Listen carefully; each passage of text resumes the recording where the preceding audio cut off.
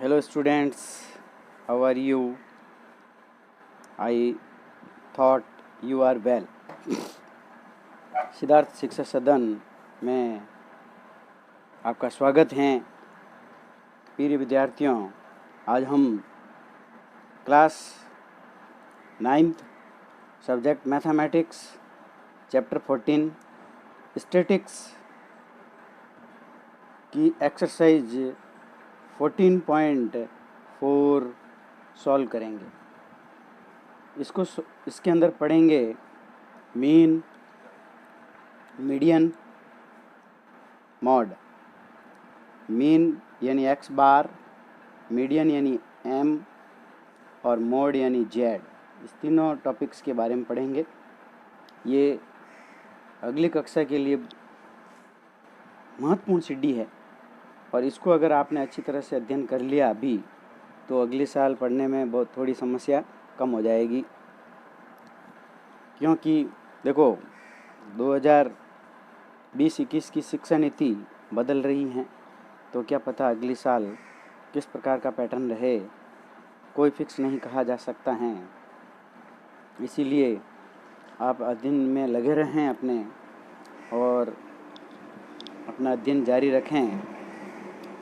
सबसे पहले बात करते हैं हम एक्सरसाइज 14.4 में।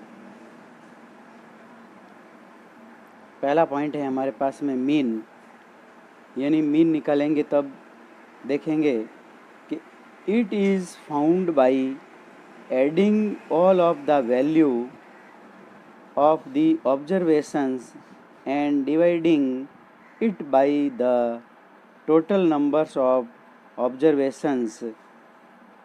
It is denoted by x bar, यानी मीन को व्यक्त करने के लिए x बार का उपयोग किया जाता है।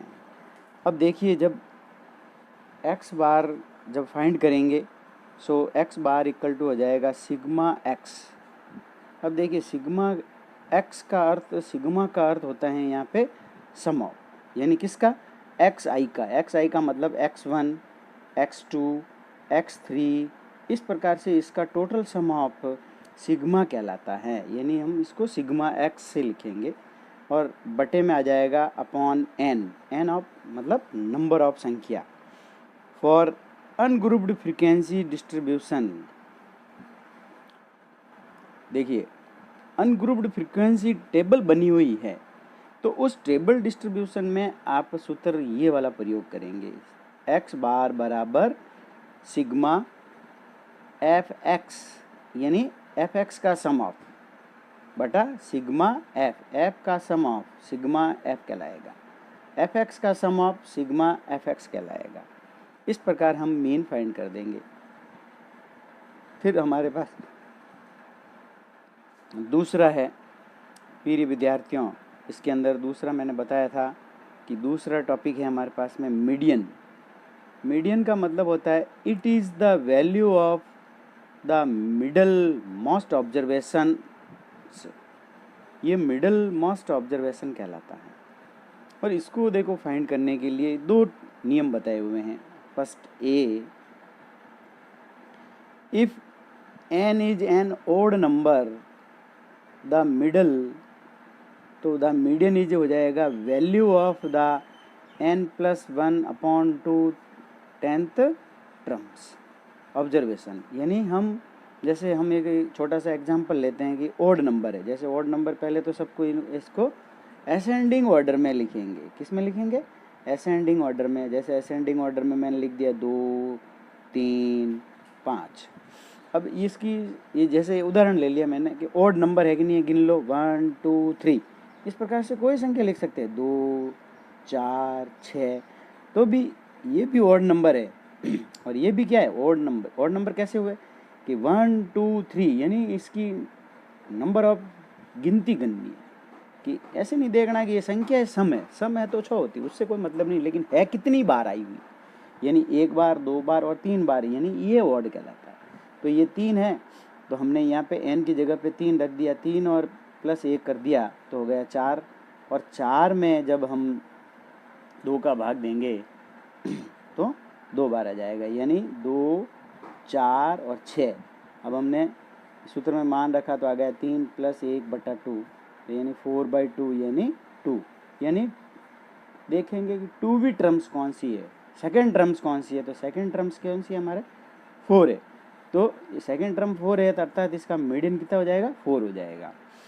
इस प्रकार दूसरा हम देखेंगे इसी के अंदर बी पॉइंट, और बी पॉइंट हमारे को कहता है कि if n is N even number, median mean of the value of the n/2 terms और n/2 प्लस टर्म्स ऑब्जर्वेशन का मिडल वैल्यू लेंगे इसकी, और इसकी मिडल वैल्यू लेने के लिए दोनों वैल्यू को सम अप कर देंगे और अपॉन 2 कर देंगे। जैसे मैं इसके लिए भी एक छोटा सा एग्जांपल बता रहा हूँ ताकि आपको क्लियर हो जाए। देखिए मैं संख्या जैसे ले रहा हूँ 2, जैसे मैंने संख्या ले ली 2, 4, 5 और 6। अब देखिए इसमें संख्या गिनूंगा मैं, कितनी है 1, 2, 3, 4। अब इसमें संख्या गिनी तो कितनी आ गई 4 आ गई। इसका इसमें मतलब कैसे नंबर है, इवन नंबर है, और इवन नंबर है तो हमारे पास में यानी 4/2 करेंगे, और 4/2 करेंगे तो 2 भी टर्म्स आ जाएगी, यानी 2 भी टर्म्स कितनी है 4। फिर हम देखेंगे कि n/2 + 1 करेंगे तो 4/2 यानी 2 + 1 कितना हो जाएगा 3 भी टर्म्स, तो 3 भी टर्म्स कितनी है 5। तो इस दोनों का मिडल निकालेंगे, मिडल पॉइंट निकाल देंगे, तो हम 4 + 5 कर देंगे और अपॉन 2 कर देंगे, तो कितना आ जाएगा 9/2, यानी इसका आ जाएगा 4.5। इसका क्या निकल जाएगा, मीडियन निकलेगा। अब एक इसके अंदर दूसरी विधि भी उपयोग में कर सकते हो, ये विधि आपको समझ में नहीं आवे तो आप इसको दूसरी विधि से उपयोग कर सकते हो, और वो दूसरी विधि है जैसे ये संख्या लिखी हुई है आपके पास में ऐसे, ये देखिए 7, ये 8, इस प्रकार से संख्या लिख दी मैंने। अब देखिए पहले कि इवन है कि ऑड है, 1, 2, 1, 2, 3, 4, 5, 6 यानी इवन नंबर हो गए। तो इसके लिए एक नियम है ये वाला है कि एक संख्या इधर से कैंसिल करिए, एक इधर से कैंसिल कर दीजिए, एक इधर से फिर दूसरी इधर से, फिर अब देखिए कि बच गई 2 संख्या। अब कैंसिल नहीं करनी, कैंसिल कर लोगे तो सब कैंसिल हो जाएगी। तो अब आपको इस दोनों का सम ऑफ कर दीजिए, तो 5 + 6/2 हो जाएगा, यानी 11/2, और जब 11/2 से डिवाइड करेंगे तो आ जाएंगे 5.5। ये भी ऐसे भी मीडियन निकाला जा सकता है, ये भी आपके बिल्कुल अगर राइट होगा अगर निकालोगे तो। एक ऐसे कैसे ऑड नंबर में भी बता दूँ, जैसे ऑड नंबर लिखा हुआ आ गया 2, जैसे मान लो 2, 4, 6, 7, 9। अब देखिए इसको भी गिनिए 1, 2, 3, 4, 5 यानी ऑड नंबर।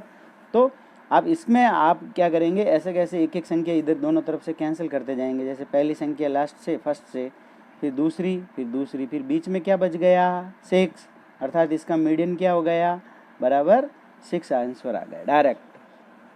ठीक है, तो इस प्रकार निकाला जा सकता है। अब अगला पॉइंट हमारा तीसरा पॉइंट है मॉड निकालना, और मॉड निकालने के लिए the mode is the most frequency occurring observation. इसमें हम आपको ये ध्यान रखना है कि मॉड उसी को कहा जाता है जिसकी फ्रीक्वेंसी अधिक बार होगी, यानी सबसे ज़्यादा बार जो फ्रीक्वेंसी होगी वो मॉड कहलाएगा। जैसे इसके लिए भी एक उदाहरण मैं समझा दूँ छोटा सा, तो आप देखेंगे जैसे 1 लिखा हुआ है, फिर 2, 2 लिखे हुए हैं, फिर 3, 3 लिखे हुए हैं, फिर 4, 4 लिखे हुए हैं इस प्रकार से, फिर 5, 5 लिखे हुए हैं इस प्रकार, ये 5, 5, 5।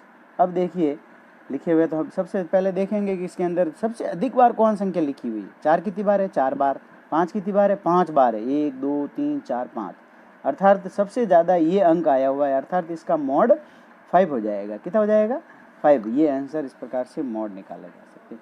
इसको और अच्छी तरह से क्लियरिफिकेशन करने के लिए हम कुछ प्रश्न ले रहे हैं और उस प्रश्नों को भी हल करेंगे तो आपको एकदम क्लियर हो जाएगा। जैसे पहला ही क्वेश्चन कह रहा है कि 5 people were asked about the time in a week the spend in doing social work in their community. They said 10 hours, 7 hours, 13 hours, 20 hours and 15 hours respectively. Find the mean time in week devoted by them for social work. तो इसमें देखो 5 लोगों का मतलब hours दिया हुआ है कि इतने इतने घंटे ये काम करते हैं सोशल, तो औसत बताना है यानी एवरेज बताना है या मीन बताना है। तो हम क्या करेंगे, इसके लिए फॉर्मूला है एक्स बार बराबर वही लिखेंगे कि sum of the all the observation upon total numbers of observation लिख लेंगे। अब इसको जब ऑब्जर्वेशन करेंगे तो सम ऑफ कर देंगे जो संख्या दी हुई है। तो अब ये लिख सकते हैं, जैसे ये लिख दिया हमने और इसमें संख्या लिख दी x1 x2 plus x3 plus x4 plus x5 upon 5। अब इसमें संख्या लिखी तो हमारे पास में संख्या हो गई जैसे 10, 7, 13, 20, 50, 15 और इसका सम ऑफ करा तो हो गया 65। नंबर ऑफ संख्या कितनी हो गई 5, तो अपॉन में 5 लिख दिया। जब इसको डिवाइड करा तो कितना उत्तर आ गया हमारे पास में 13 आंसर प्राप्त हो गया, अर्थात x बार बराबर 13 प्राप्त हो गया।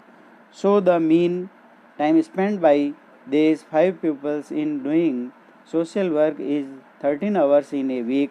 Now in case we are finding the mean time spent by 30 pupils in doing social, so the mean time spent by these 5 pupils। अब जैसे इसके अंदर भी अगर ये क्वेश्चन अगर दिया होता और इस क्वेश्चन में ही अगर कह देता कि इसका मीडियन निकालिए, तो सबसे पहले इसको कौन से क्रम में लिखते हैं, दूसरा जैसे मीडियन निकालने का कहता तो हम इसको असेंडिंग ऑर्डर में लिखेंगे। जैसे किस में लिखेंगे, असेंडिंग ऑर्डर में लिख देंगे। तो असेंडिंग ऑर्डर में सबसे पहले क्या आ जाएगा 7, फिर आ जाएगा 10 ऐसे हैं, फिर 13, फिर 15 और फिर 20। ये इस प्रकार से मैंने असेंडिंग ऑर्डर में लिख दिया। अब देखेंगे संख्या कितनी है, इवन नंबर है कि ऑड नंबर है, 1 2 3 4 5। 5 कैसे नंबर है, ऑड नंबर है, तो 5 + 1 कितना हो जाएगा 6। 6 में 2 से डिवाइड करेंगे तो 3 आ जाएगा, यानी 3 टर्म्स कौन सी है 13, अर्थात इसका मीडियन क्या हो जाएगा 13 हो जाएगा। या फिर ऐसे कैंसिल भी कर सकते हैं, एक इधर से एक इधर से, फिर दूसरी इधर से,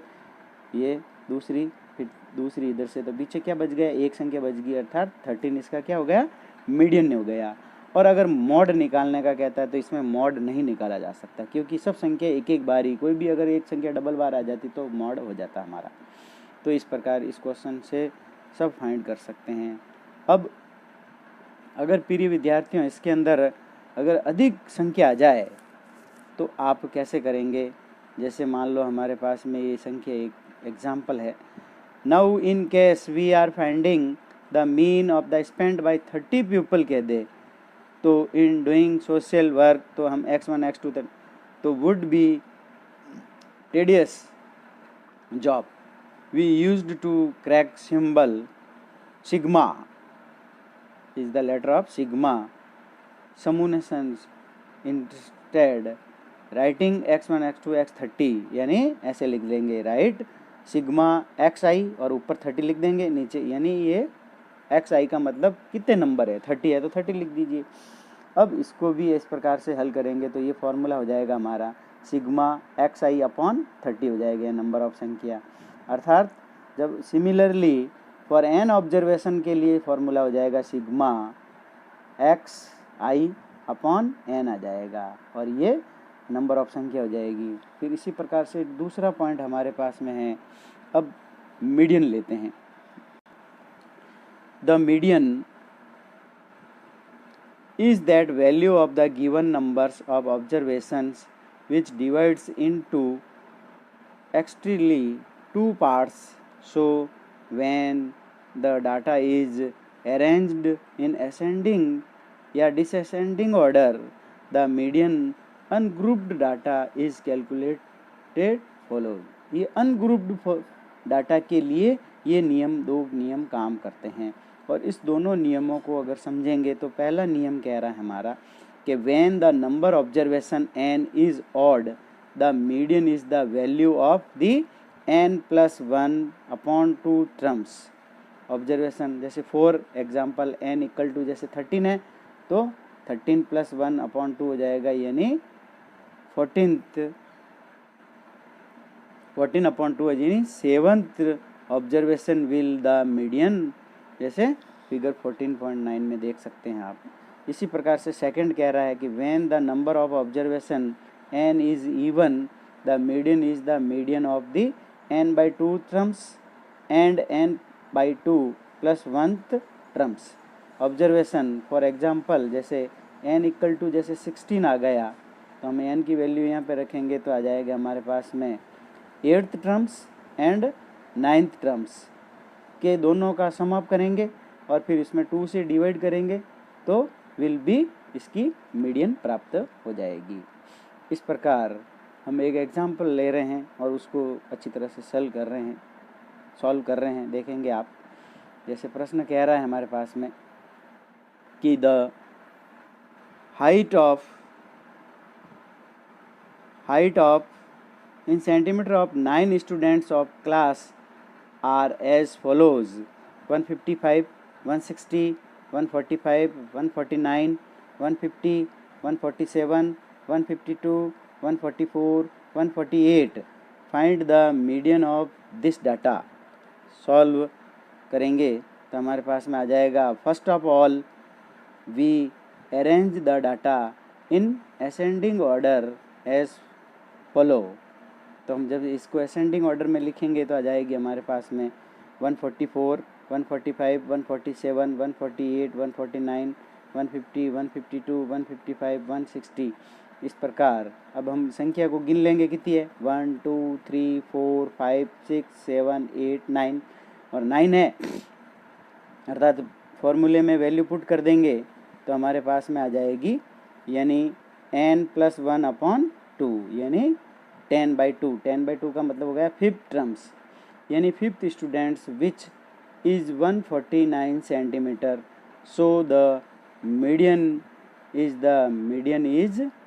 हाइट 149 सेंटीमीटर। इस प्रकार निकल जाता है।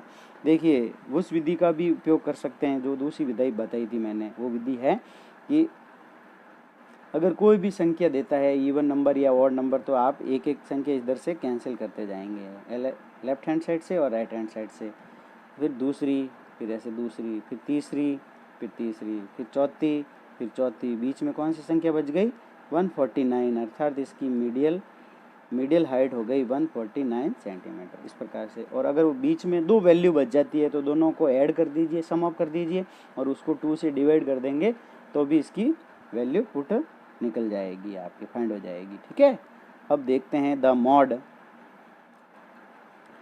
Mod is that value of the observation which Accuris most frequency identity and observation with the maximum frequency is called the mode कहलाता है, यानी मैक्सिमम फ्रीक्वेंसी आनी चाहिए।